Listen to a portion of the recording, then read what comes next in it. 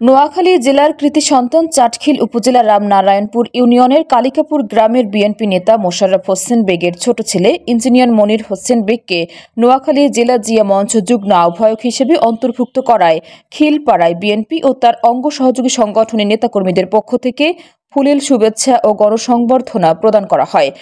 চাটখিল পাঁচগাঁও মাহবুব college শাখার ছাত্রদলের সাবেক সাংগঠনিক সম্পাদক কবির হোসেন লিটন সভাপতিত্বে ও আব্দুল ওয়াহাব ডিগ্রি কলেজের ছাত্রদলের সাবেক সভাপতি মোহাম্মদ পেয়ার হোসেনের সঞ্চালনায় অনুষ্ঠানে উপস্থিত ছিলেন শ্রমিক দল নেতা মোহাম্মদ হানিফ, যুবদল নেতা বাহাদুর হোসেন, মিরাজ হোসেন, মোহাম্মদ রুবেল হোসেন ও সজীব হোসেন, স্বেচ্ছাসেবী দলের নেতা আল আমিন, মোহাম্মদ সুজন, ছাত্রদল নেতা মোহাম্মদ নাদিম সহ আরও অনেকেই।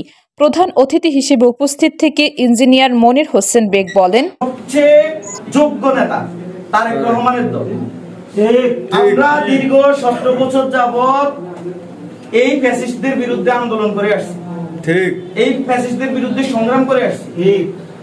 সেই সংগ্রামে জনসাধারণ আমাদের সাথে অংশগ্রহণ করেছে, কিন্তু বুলেটের মুখে তারা সেই জনসাধারণের সেই সমর্থনকে প্রতিহত করার সর্বোচ্চ দমন পীড়ন করেছে। আমরা দেখেছি আমাদের 90,000 নেতা কর্মীর বিরুদ্ধে প্রায় 1,45,000 মতান্তরে 1,60,000-এর বেশি মামলা করেছে।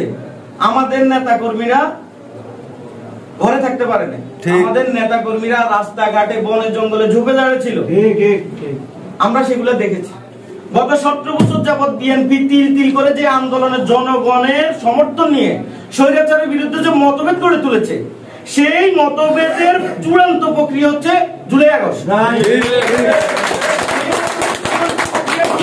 এবং তারেক রহমানের বলিষ্ঠ নেতৃত্বে সেই গণ অভ্যুত্থান হয়েছে। ছাত্র, নাগরিক, সিভিলিয়ান সবাই দলমত নির্বিশেষে সবাই অংশগ্রহণ করে আজকে আমরা এই পর্যায়ে এই যে আমরা এখন কথা বলতেছি, এই সুযোগটা আমাদের হয়েছে। আর গত 3 মাস আগেও কিন্তু আমরা এই সুযোগের কথা চিন্তা করতে পারতাম না। আজকে আমাদের মাঝে সেই সুযোগটা হয়েছে।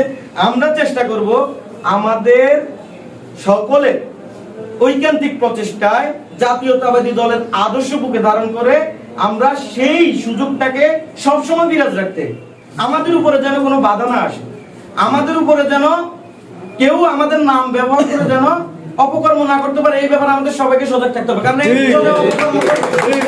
অপকর্ম করবে একজনের, পুরো দোষ হবে দলের। তো তার দলের দোষের দায়িত্ব আমরা নিতে পারবো না।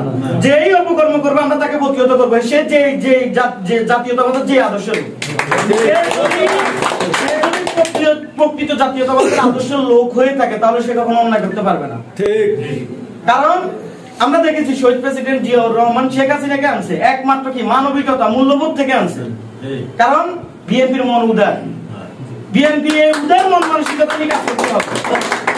আমরা কিন্তু এই যে লেসন গত কয়েকদিন স্বৈরাচারী হাসিনার পর থেকে যাওয়ার পর বা স্বৈরাচারী হাসিনা যেভাবে চলে গেছে, এই শিক্ষাটা কিন্তু আমাদের সকলের মাঝে থাকতে হবে।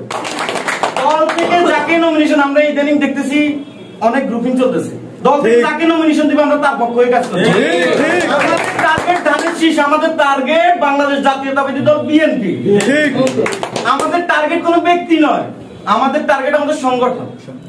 আমরা আমাদের সংগঠনের জন্য যে কোনো সময় যে কোনো ভাবে ভাই বলেছেন আমরা বুকের রক্ত দিয়ে দেব, আমরা বুকের রক্ত দিয়ে দেব।